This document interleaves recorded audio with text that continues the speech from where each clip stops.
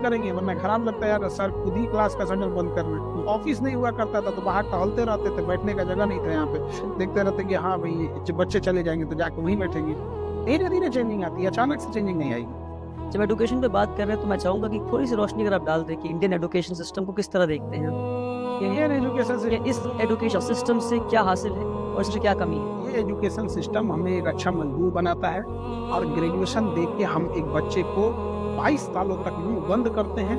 Intermediate के बाद जब हम उसका ग्रेजुएशन करते हैं तो हमारा ग्रेजुएशन इस तरह से डिजाइन है तो 4 साल तक गवर्नमेंट से कुछ ना मांग सके कि भैया अभी तो ग्रेजुएशन हुआ है, हो जाने तो फिर मांगते हैं। 4 साल में वो ग्रेजुएशन खराब कर लेता है तो 2-3 साल मेहनत करता है तो गवर्नमेंट को लगता है ओह आज इसका हम 8 साल बर्बाद कर दिए यहाँ पे। एक बात बताइए, जो ये झोंझ बीए करके निकल रहा है एकदम भेड़ की तरह, ऐसा लग रहा है कि अब खान सर बात कर रहे हैं। हाँ एकदम हम किसी को ये बात खराब लग जाती है, हमारा कहना है कि लगे खराब, हम खराबे लगने के लिए बोलते सही, क्योंकि जब तक कुछ चीज होती है ना तकलीफ भी बहुत बड़ा मोटिवेशन होता है। सही माँ बाप हम लोग को बोलते कि भाग जाता वहीं से, कई बार माँ बाप डांटे होंगे, किसी को माँ बाप इतना जिद्दा रहता है मर जाए, ऐसा थोड़ी होता है कि माँ बाप चाह रहे हैं कि मर जाओ। सही।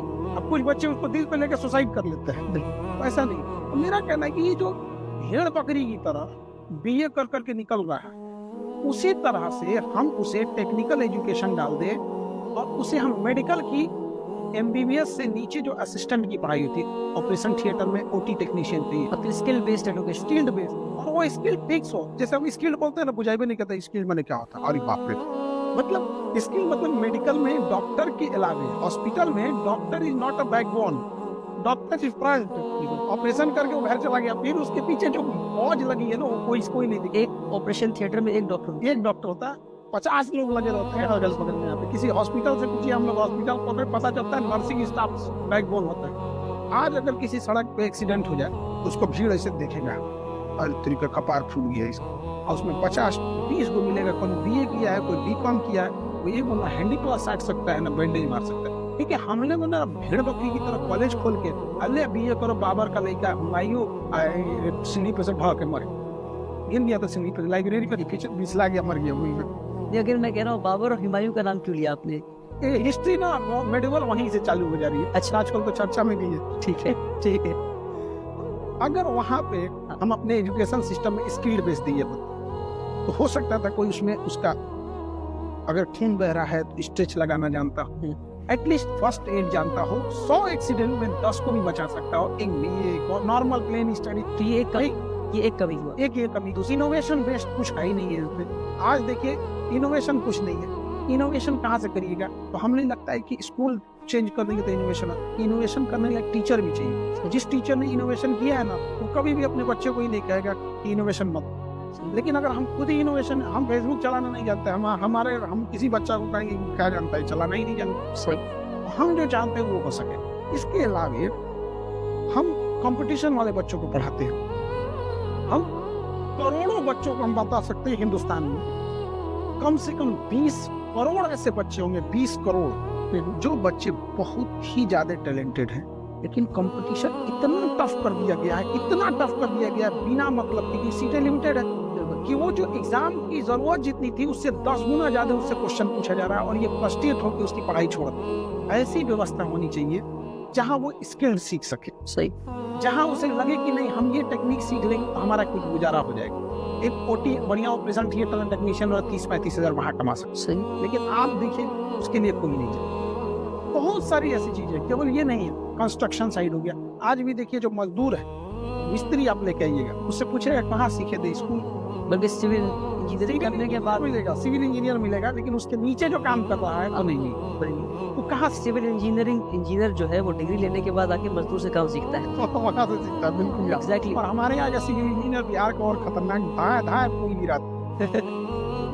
हम बात कर रहे थे इनोवेशन की, आपने कहा कि इनोवेशन नहीं हो रहा है, तो मुझे लगता है इसके पीछे एक जो मेजर रीजन है, पता नहीं आप अग्री करेंगे कि नहीं, कि इंडिया में जो टीचर्स हैं वो टीचर्स बाय चांस है, टीचर्स बाय चॉइस नहीं है। बिल्कुल। और हम सबसे बड़ा एग्जाम्पल है, हम टीचर बनना ही नहीं चाहते, हमें फौज में आप अच्छे टीचर हैं ये नहीं कह सकते, हम पढ़ाते नहीं, मजबूर बताते, हम पढ़ाते नहीं, हम समझाते हैं जी। हम अगर किसी सब्जेक्ट के टीचर भी नहीं है ना, अगर आप हमें ये दे दीजिएगा सर ये वाला चैप्टर पढ़ाना है, तो हम उसके टीचर नहीं भी है ना, अब हम क्या करेंगे, एक हफ्ता उसको देखेंगे कि इसको कैसे पढ़ाया जाए, कैसे समझाया जाए। हो सकता है कि हम वो टॉपिक को अच्छा से समझा दें, बाद में हाथ जोड़ दें, भैया हम इतना ही समझा सकते हैं। हम समझाते हैं, हम पढ़ाते नहीं हैं। ये आज का जो नया कॉन्सेप्ट है वो ये कि खान सर की टीचर की जरूरत नहीं है। आज फैसिलिटेटर की जरूरत है। टीचर का सबसे बड़ा काम ये नहीं कि टीचर पढ़ा दे, बल्कि टीचर का सबसे बड़ा काम ये है कि टीचर पढ़ना सिखा दे।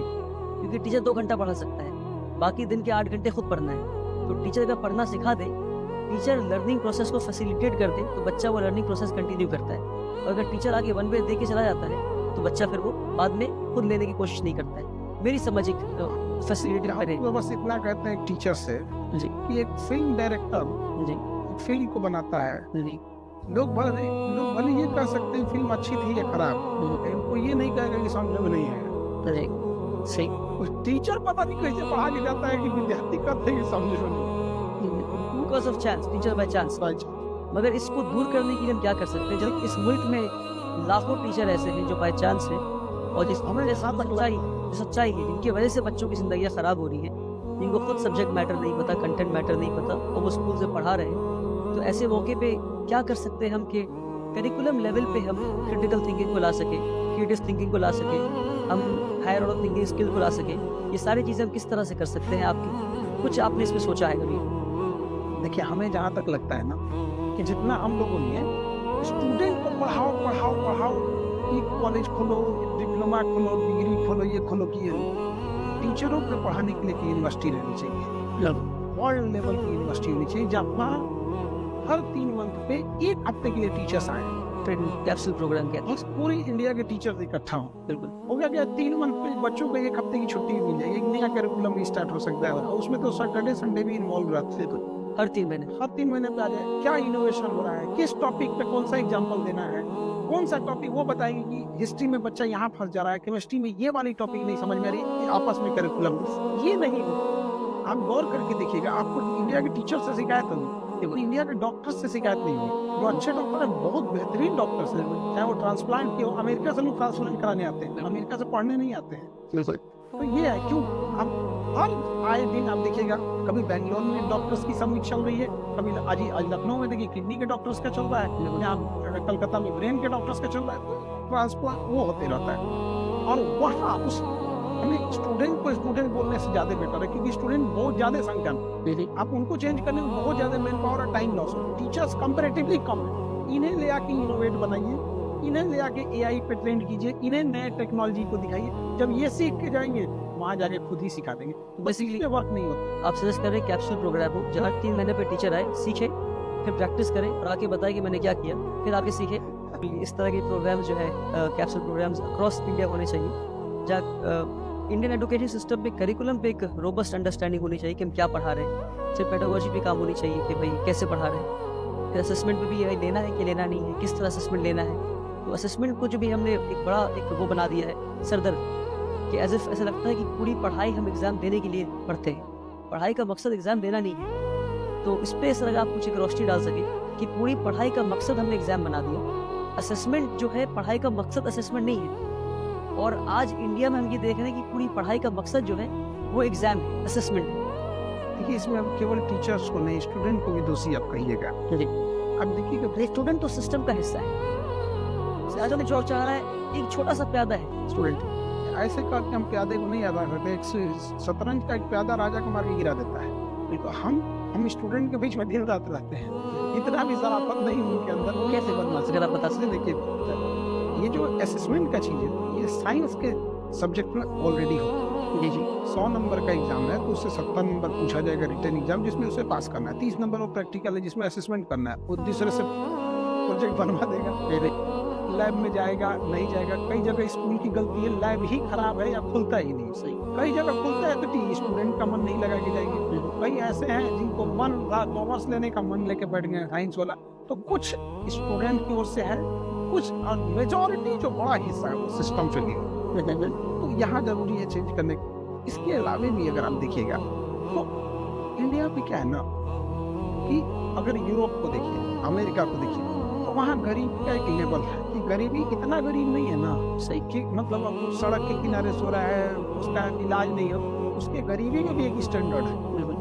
तो वेलफेयर स्टेट है। हाँ वेलफेयर स्टेट, तो एक लेवल के ऊपर सोचता है। वो ये नहीं सोचता है कि मेरे माँ का अगर पथरी है तो हम इलाज नहीं करा पाएंगे, मेरे घर टपक रहा है, वो एक लेवल के बात सोचते हैं। और हमारे यहाँ एक गरीब, एक मेजोरिटी पॉपुलेशन इस चीज में है ना, हमें अपने बाप का कर्जा भरना है, बड़ी बहन है उसकी शादी करनी, माँ बीमार है उसके लिए दवा लाना है, गहने गिरवी रखे उसके। तो जब दिमाग में इतना टेंशन चलेगा, वो भी इतने छोटे उम्र में, कौन एंटरप्रेन्योर बनेगा? मुझे लगता है कि बिल गेट्स का बच्चा या उन लोग के ऊपर भी अगर इस लेवल का प्रेशर रहता तो वो झेलते।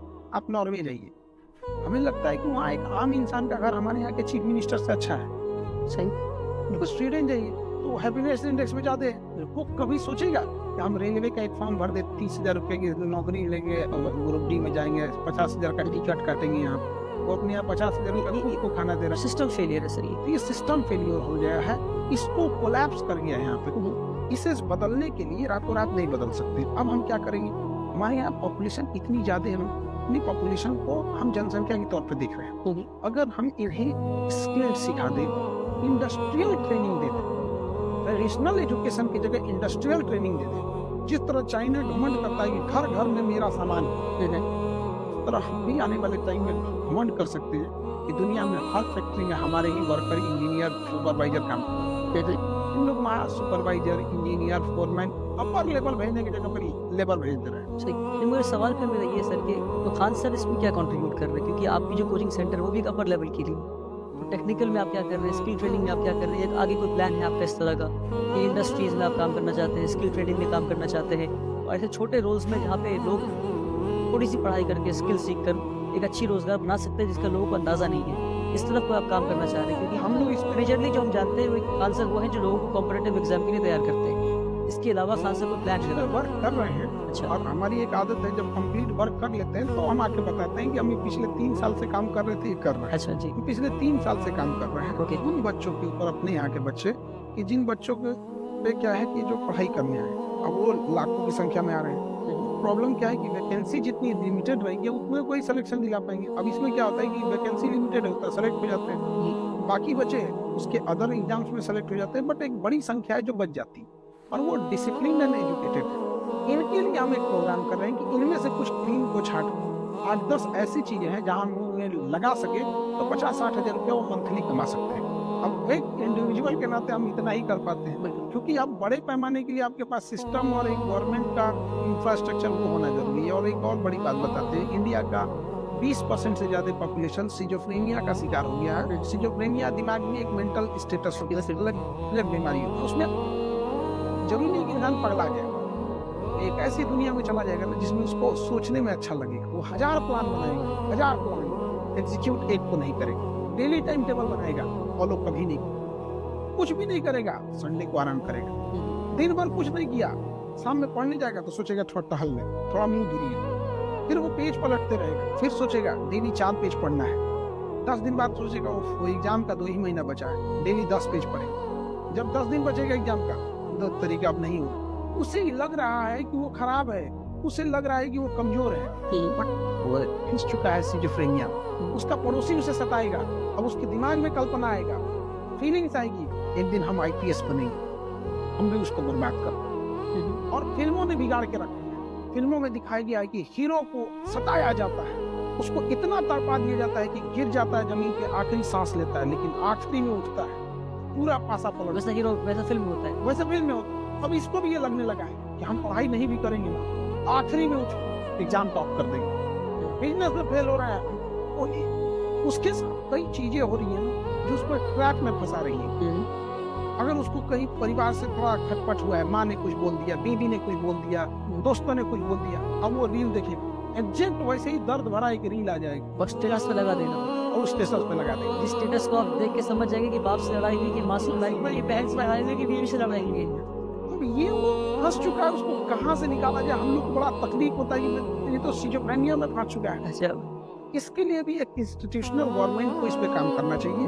मेंटल हेल्थ, इंडिया एक ऐसा देश है यहाँ मेंटल हेल्थ का मतलब, जब तक आप पगला नहीं जाइए, नोचने मत लगिए, दीवार मत खोल लीजिए, कपार मत खोल लीजिए, तब तक समझ में नहीं करता कि पगलाया है। उसके भी स्टेजेस होते हैं। तो बच्चों में एक ये वाली प्रॉब्लम ज्यादा है। और अगेन कि अगर एक भूखा इंसान है, हम और आपको अभी अगर भूख लग जाए तो पहले सोचेंगे कि पहले पेट भर लेते हैं, फिर पढ़ाई कर लेते हैं या कुछ।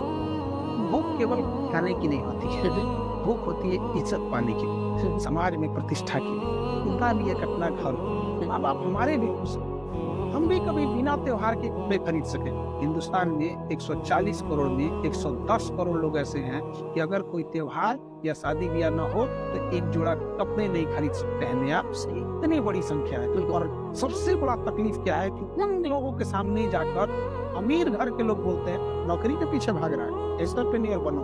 हमारे घर में जिस दिन ये पता चलेगा ना कि अगर बाप मेरा एक दिन नौकरी, 1 महीना नौकरी से गया तो खाना नहीं आएगा, राशन कार्ड बंद हो गया तो मेरा घर राशन नहीं आ पाएगा, क्या इंटर 30% लोग आज भी बिलो पॉवर्टी लाइन है।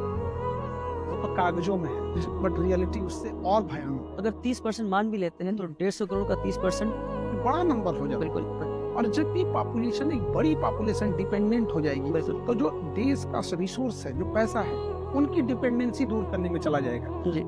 लेकिन अगर वो इंडिपेंडेंट हो जाए, फाइनेंशियल फ्री हो जाए, तो देश का जो रिसोर्स है, जो पैसा है, वो नए रिसर्च में जाएगा, अंतरिक्ष प्रोग्राम में जाएगा, हेल्थ केयर में जाएगा। अमेरिका में क्या जाता है, उनका जो पैसा है वो हेल्थ केयर में जा रहा है, इनोवेशन में जा रहा है। हमारा पैसा इतनी पॉपुलेशन में गरीबी इतनी है, हम उन्हें छोड़ नहीं सकते, उन्हें हमें राशन देना पड़ रहा है।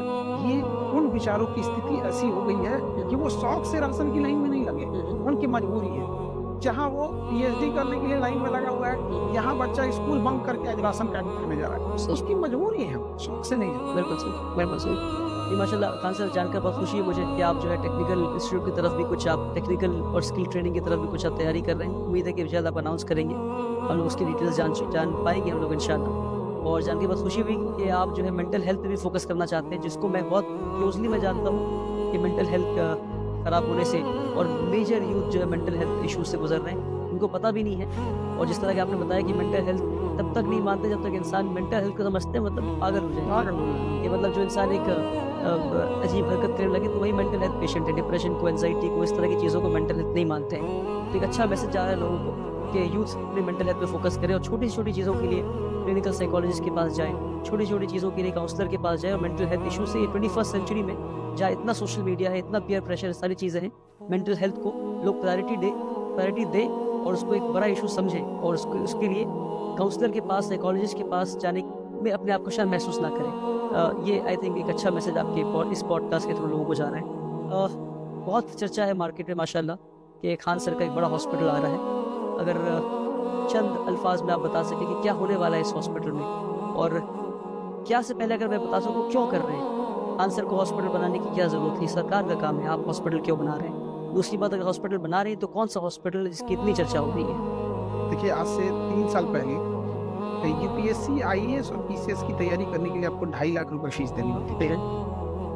हमने उसको आज इतना कम कर दिया जहाँ पे हम लोग 7,500 रुपये बुला दिए। सस्टेनेबल इशू की वजह से हम लोग 10,000। आज कोई भी बच्चा 10,000 रुपये देके आईएएस बन सकता है, 4,500 रुपया देके एसडीएम, डिप्टी कलेक्टर बन सकता है। इस हद तक ला दी।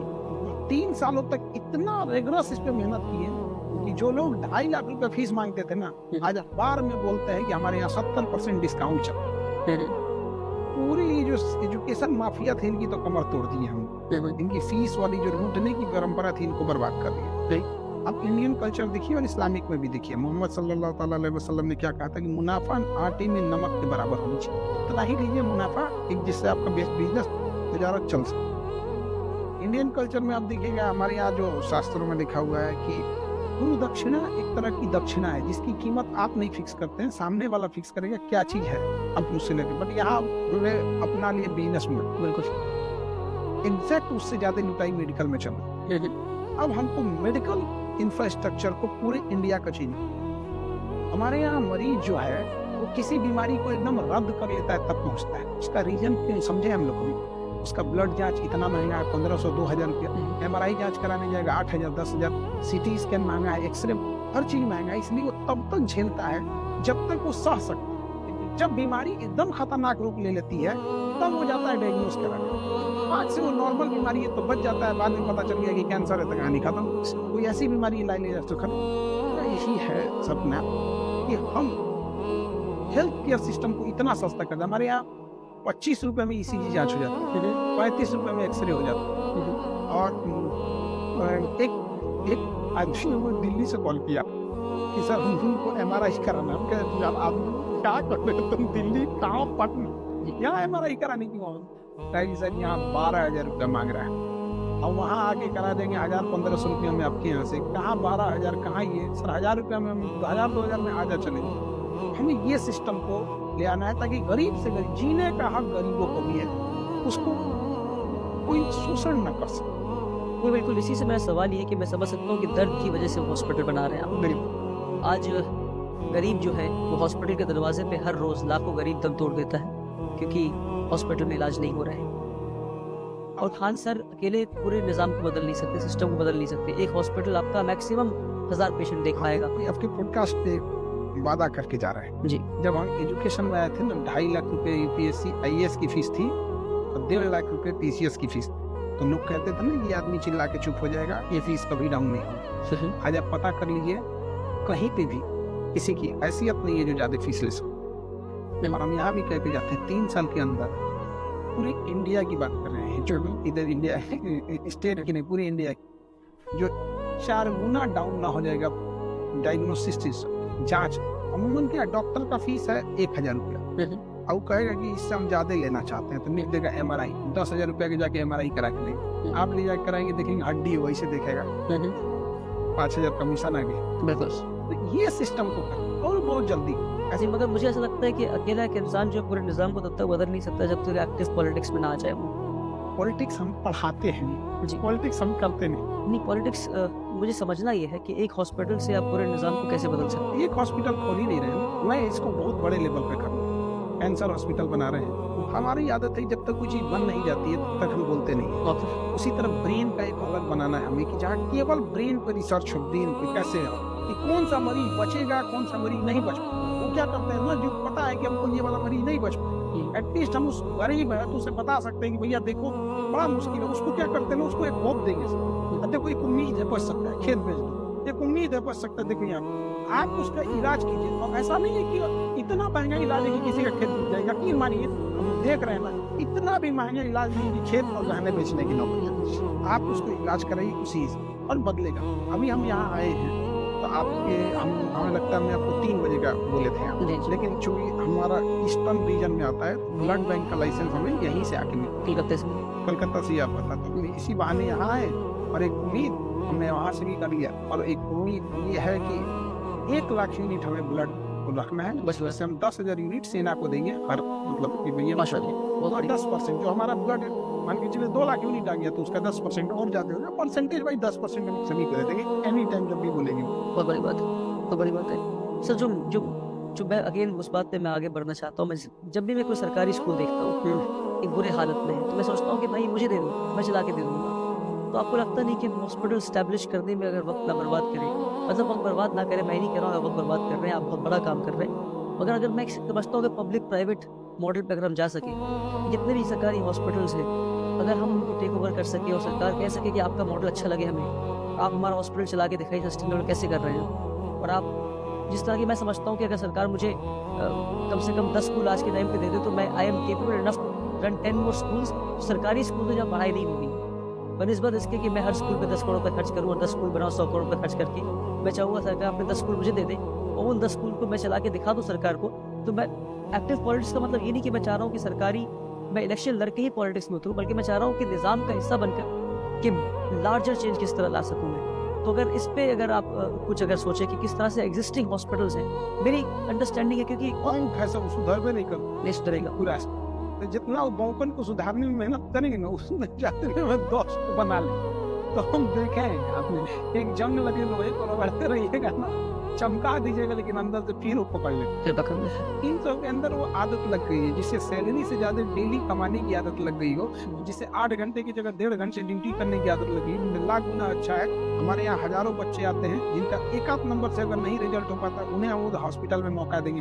हम लोग अभी बात करें डायलिसिस मशीन पे बड़े लेवल पे ले जाने के लिए यहाँ पे वर्क चल रहा है, इसलिए हम ज्यादा नहीं बता पाते क्योंकि हर इंसान के जीवन जिंदगी का कुछ हो सकता है। मगर पहले आप पॉलिटिक्स की बातें और गवर्नमेंट के खिलाफ नहीं बोला करते थे। जो मैंने आपका ट्रेंड देखा यूट्यूब पे थोड़ी स्टडी की, ऑफ लेटली आप गवर्नमेंट मैंने सारी बात देखी है, मेरा सीधी से बना, मेरा झुकाव एक देश के साथ। हम हमसे आप अभी भी बात कीजिए, चाहे हमारे बारे में आप 10 बुराई कीजिए, हम आपको एक लफ्ज नहीं बोले। जिस दिन बात हल्का सा भी हमारे कंट्री के थोड़ा सा मैं गवर्नमेंट की बात कर रहा हूँ। हम बता रहे हैं कंट्री के खिलाफ नहीं, किसी को नहीं, फिर हम बहस कर लेंगे। ठीक है, गवर्नमेंट जब तक कंट्री के हिसाब से करती है, हमें गवर्नमेंट की तारीफ हम गवर्नमेंट से ज्यादा बेटर करते हैं।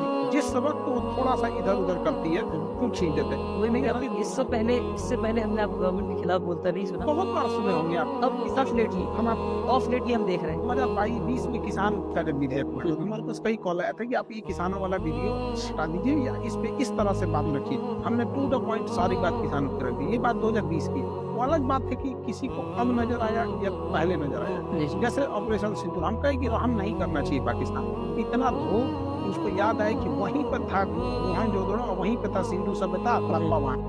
एक शैतान को शैतान की तरह धोया जाता है आराम से। रहम नहीं करना चाहिए। मैंने बस यही सीखा गुलाम नहीं।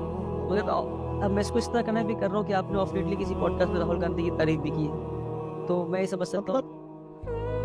नहीं, मैं उनकी बुराई करनी चाहिए। नहीं, बुराई नहीं करनी चाहिए, पर आपने किसी और पॉलिटिशियन की तारीफ नहीं की। मैंने कभी आपकी जुबान से नहीं सुना कि किसी पॉलिटिशियन की तारीफ। नहीं, देखिए आजकल ना ये पत्रकारों का लेवल इतना गिर गया कि क्या कहिएगा। ये 3 फीट का माइक खरीद ले रहा है। मुझे मेरे पास वो माइक नहीं है, मैं छोटा खरीद लिया हूँ। माइक लेके क्या बताइए। एक फेमस हो गया है इनका क्या नाम है, ये पत्रकारों का भाई वे नहीं करके आए किसी के बढ़ जाएगी। बिल्कुल, तो माइक लगा के सर हम आपसे एक रैपिड क्वेश्चन कर रहे हैं। सोनिया गांधी के बारे में क्या देखना चाहते हैं, अमित शाह के बारे में क्या कहना चाहते हैं, राहुल गांधी के बारे में क्या कहना चाहते हैं। अब आप बताइए, यही सवाल हम आपसे पूछे तो आप क्या कहिएगा? गाली दीजिएगा इनको? नहीं, अब उसका क्लिप काट के कराएंगे सब। देखिए इनको क्या बोला, इनको क्या बोला। तो हम लोग को भाई पॉलिटिक्स हम बोलते हैं, पढ़ाते हैं पॉलिटिक्स। उन लोग को क्या ही चीज है ऐसे। और राहुल गांधी क्या है, सांसद है, उनके क्षेत्र के लोग जाने सही, वही उससे ज्यादा कुछ नहीं आपकी। उससे उनके सांसद है, वो अपनी पार्टी के हैं, उनका काम है विपक्ष को संभाल के रखना। कोई भी सुधार करना होगा अगर तो गवर्नमेंट करेगी।